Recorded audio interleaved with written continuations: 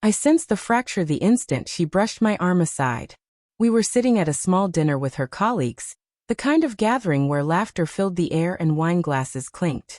She was close enough that I could catch the faint tang of citrus from her perfume. I slipped my arm around her shoulder, a gesture that should have been casual, familiar, safe. But she stiffened, peeled my hand away as though my touch burned her, and gave the table a thin smile as if nothing had happened. She didn't even look at me while doing it. That, more than anything, carved into me, the wordless dismissal, as though I were some burden weighing her down. My chest constricted, but I forced a grin, pretending the rejection hadn't hollowed me out. And then, as if fate wanted to twist the knife, Claire leaned in. Claire, the one who always seemed far too comfortable with me. She looped her arm around my shoulders with a teasing grin and whispered, "Then hug me instead." Laughter rippled around the table. Everyone joined in, everyone but me. The moment lodged in my chest like glass, impossible to ignore. On the way home, the silence between us pressed down heavier than the hum of tires on asphalt. At last I spoke. "You didn't have to do that." My eyes stayed on her faint reflection in the window. "Do what?" she replied flatly. "Push me away like that. In front of everyone." Her sigh was sharp, impatient. "You're overthinking. It wasn't a big deal." But to me it was a lightning strike. From that night forward, doubts began seeping in, quiet, persistent, like cracks spreading across a pane of glass. I started noticing things. The way she guarded her phone more carefully than before, tilting it away, flipping it face down when it buzzed. The faint half-smiles she tried to hide. Her fingers racing across the screen with an energy she no longer brought to me. At night, when I reached for her, she turned away with a weary, "Not tonight. I'm tired." But somehow she wasn't tired when she dressed up for late meetings. She wasn't tired when she lingered in the mirror, adjusting her lipstick twice before stepping out the door. Suspicion gnawed at me, and every time it rose, I shoved it back down with denial. She's my wife. She loves me. We're just struggling right now. Ironically, it was Claire who gave me the first undeniable clue. We ran into each other at a cafe one Saturday. She blinked when she saw me alone, then smirked. "No date today?" she teased. "Date?" I asked, confused. Her expression faltered, lips parting like she'd said too much. "Oh, I just meant never mind." She smiled too quickly, eyes darting away. But the pit in my stomach only deepened. That night, while my wife showered, I picked up her phone. My hands trembled so badly I nearly dropped it. I told myself I'd only check for a second, just long enough to calm my fears. But instead, I found them confirmed. Dozens of messages. Not with one man, but several. Flirty exchanges. Secrets shared. Photos she hadn't sent me in years. Words full of intimacy, dripping with the thrill she no longer gave to me. My throat closed, my vision blurred.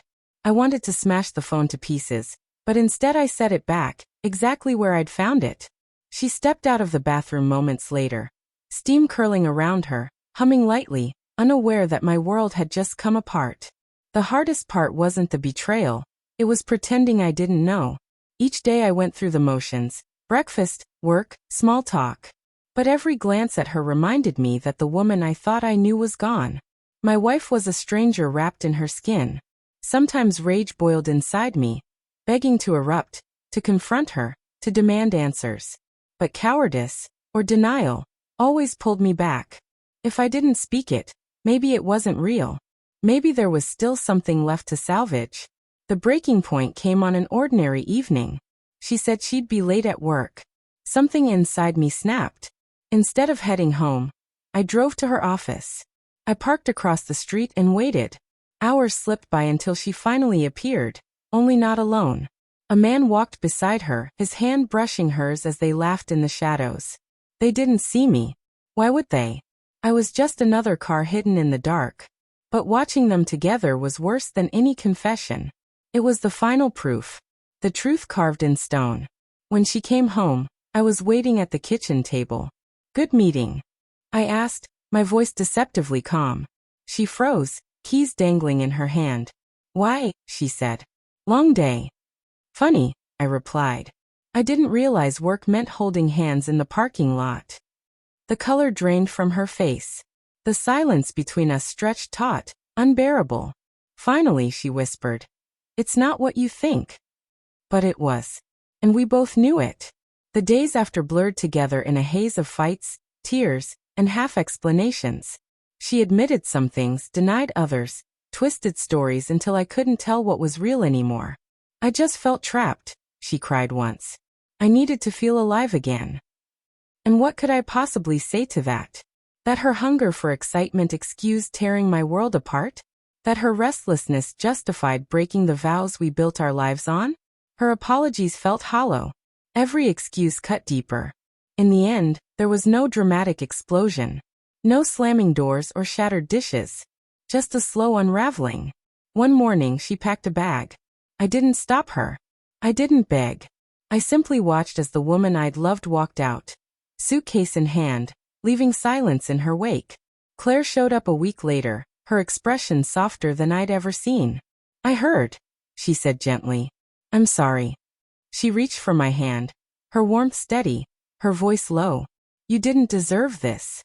For a fleeting moment, her touch felt like comfort. But it wasn't. It was only a reminder of what I'd lost, what could never be replaced. Now the house feels cavernous, echoing with absence. Sometimes I catch her voice lingering in the hallways, smell her perfume clinging faintly to the pillows. But she's gone, and I'm left with questions that will never have answers. Trust, once shattered, doesn't mend. It scars. And when I think back, I know I didn't lose her the night I found the messages, or when I saw her hand brush against another man's. I lost her the night she brushed me away at that dinner table, when she decided my touch no longer belonged. Everything after that was just the wreckage.